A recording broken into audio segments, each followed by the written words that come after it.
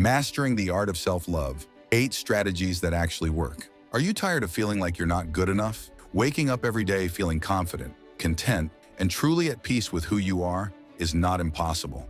Get ready to transform your life because in this video, we're diving deep into the art of self-love and acceptance. Trust me, by the end of this, you'll have the tools to become your own biggest fan. Hey there, beautiful people. Today, we're tackling something that's absolutely important for your happiness and well-being, cultivating self-love and acceptance. Now, before we get into the nitty-gritty, let's talk about why self-love is such a big deal. In recent years, a staggering 80% of people reported struggling with self-esteem issues. That's 8 out of 10 people walking around feeling like they're not good enough. Can you believe that? It's like we're in the middle of a self-love drought.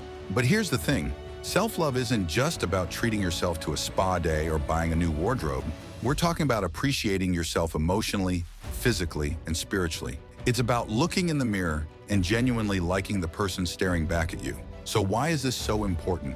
Well, studies have shown that people with higher levels of self-love and acceptance are more resilient to stress, have better relationships, and are generally happier. It's like having a superpower that makes everything in life a little bit easier. All right, now that we've established why self-love is the real MVP, let's break down 8 powerful ways to cultivate it. 1. Forgive yourself. First up, we've got forgiveness. And no, I'm not talking about forgiving your friend for eating the last slice of pizza, although that's important too. I'm talking about forgiving yourself. We all make mistakes. It's part of being human. But too often, we hold on to these mistakes like they're precious gems, replaying them in our minds and beating ourselves up over and over again. Sound familiar? Here's the deal. Holding on to past mistakes is like trying to drive a car with the parking brake on. You're not going anywhere fast, and you're probably doing some damage in the process. So how do we let go? Start by acknowledging your mistakes. Say it out loud.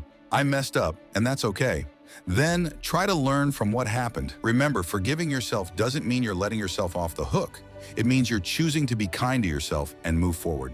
And trust me, that's a game changer. 2. Be mindful. Next up, we've got mindfulness. Mindfulness isn't just about sitting cross-legged and chanting. It's about being present in the moment and aware of your thoughts and feelings without judgment. Think of your mind like a busy highway. Thoughts are constantly zooming by, and it's easy to get caught up in the traffic. Mindfulness is like pulling over to the side of the road and just watching the cars go by. You're not trying to stop the traffic. You're just observing it. Start small. Try taking 3 deep breaths and really focusing on the sensation of the air moving in and out of your lungs. Or when you're eating, really pay attention to the taste, texture, and smell of your food.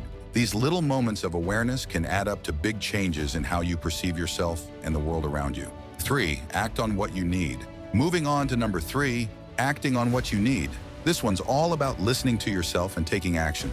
Too often, we ignore our own needs in favor of pleasing others or meeting external expectations. But here's the truth bomb. You can't pour from an empty cup. Taking care of your own needs isn't selfish. It's necessary. Start by checking in with yourself regularly. Ask yourself, what do I need right now? Maybe it's rest, maybe it's a good laugh with a friend, or maybe it's a big glass of water. Whatever it is, honor that need. 4. Set boundaries. Now let's talk about boundaries. Setting boundaries is like putting up a fence around your emotional property. It's not about keeping people out. It's about defining what's okay and what's not okay in your relationships in life. Think about it this way. If you don't set boundaries, you're essentially giving other people permission to treat you however they want. And let me tell you, that's a recipe for resentment and burnout. So how do you set boundaries? Start by identifying your limits. What behaviors from others make you feel uncomfortable or disrespected? Once you know your limits, communicate them clearly and calmly. 5. Protect yourself. Next up, we've got protection.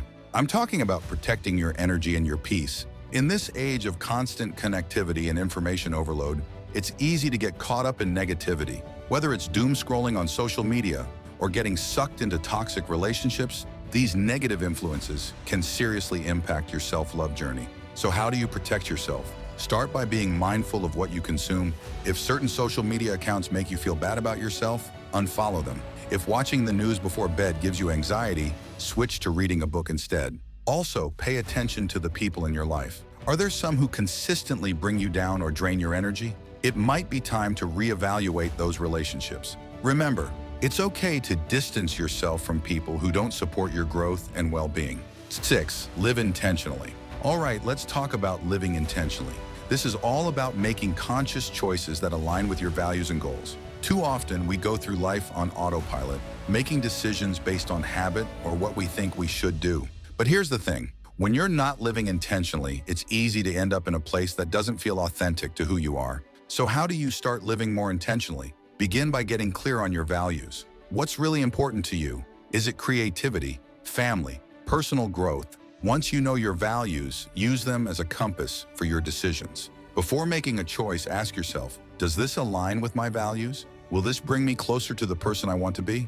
It might feel a bit awkward at first, but over time, this practice can lead to a life that feels more fulfilling and authentic. 7. Show up for yourself. Next on our list is showing up for yourself. This one's all about being your own best friend and biggest supporter. Think about how you show up for the people you care about. You're there for them when they need you, you celebrate their wins, and you offer comfort during tough times. Now imagine doing all of that for yourself. Showing up for yourself means keeping the promises you make to yourself. If you say you're going to start a new hobby, actually do it. If you set a goal, work towards it consistently. Remember, you're the one person you're guaranteed to spend your entire life with. Make sure you're good company for yourself.